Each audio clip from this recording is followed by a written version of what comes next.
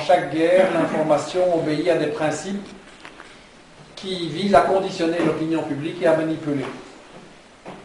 Et donc là, j'ai communiqué un peu l'expérience, les analyses qui ont déjà été faites.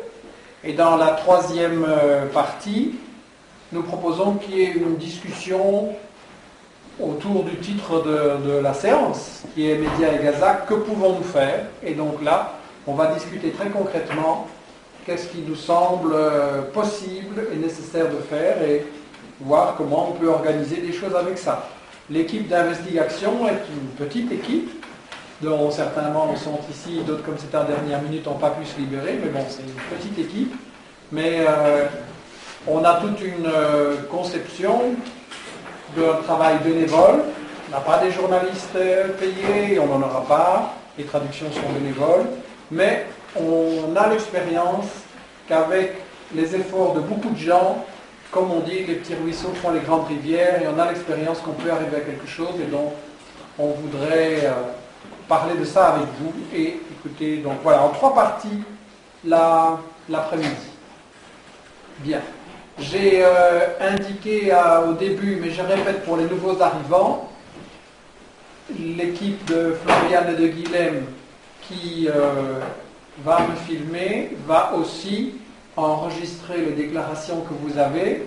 Si vous ne souhaitez pas être filmé, ce qui est très compréhensible pour n'avez pas envie que votre patron vous voit sur Internet ou que sais-je, vous vous mettez de ce côté-là et quand Florian vient, même si vous avez parlé et qu'à un moment donné vous dites j'ai quelque chose, là j'ai pas envie qu'on me filme, vous lui dites et il n'y a pas de problème. La raison pour laquelle on filme, c'est que beaucoup de gens de l'étranger nous ont dit on aimerait bien être tenus au courant, donc on va mettre 2 ou 3 petits morceaux de 10 minutes sur Internet avec le best-of Belgique et qui est de l'antisémitisme. J'ai répondu, pour ceux qui sont arrivés après, que ce n'est pas l'objet de cette réunion d'organiser un débat sur ça, mais que c'est un point de vue qui peut tout à fait s'exprimer et que nous souhaitons qu'il y ait plus de débats justement honnêtes entre les 2 points de vue, que ce soit dans les médias en Belgique ou en dehors. Pour ma part, dans toutes les interventions que j'ai entendues là, je n'ai rien remarqué qui puisse être soupçonné d'antisémitisme ou de haine de l'autre. Rien. Je voudrais dire d'ailleurs que s'il y avait une parole qui était raciste ou antisémite, je m'opposerais immédiatement et fermement.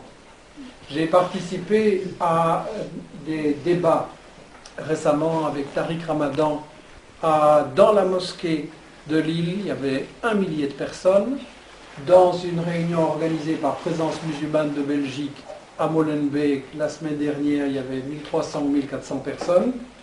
Ce qui m'a frappé, c'est que Tariq Ramadan a expliqué plusieurs fois à ses auditoires, quasi entièrement musulmans et l'autre totalement, il a bien expliqué que ce n'était pas une guerre de religion, qu'en tant que musulman, il n'était pas question qu'il y ait le moindre racisme anti-juif, anti-chrétien ni autre, qu'il était hors de question qu'il y ait des exactions, des violences et des choses pareilles, qu'il était très très important que les gens qui ont une foi musulmane soient capables de s'adresser à tout le monde, et il a insisté de façon universelle, c'est-à-dire avoir un discours qui peut être compris par les juifs, les chrétiens, les athées, à savoir que c'est un problème politique, c'est un problème de colonialisme, c'est un problème d'injustice, et que c'est ça qu'il faut réparer.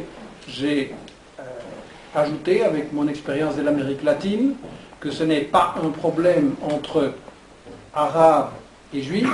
D'ailleurs, il y a des Palestiniens chrétiens qui sont victimes aussi, et des athées, qu'on fait tous les 15 jours, on essaie de faire un coup d'État contre Chavez pour se débarrasser de lui, c'est un fervent chrétien.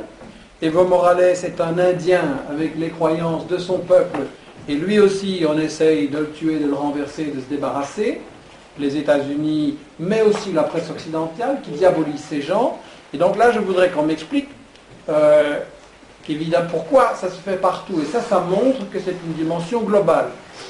D'ailleurs, je pense que c'est intéressant, finalement, qu'on l'ait souligné.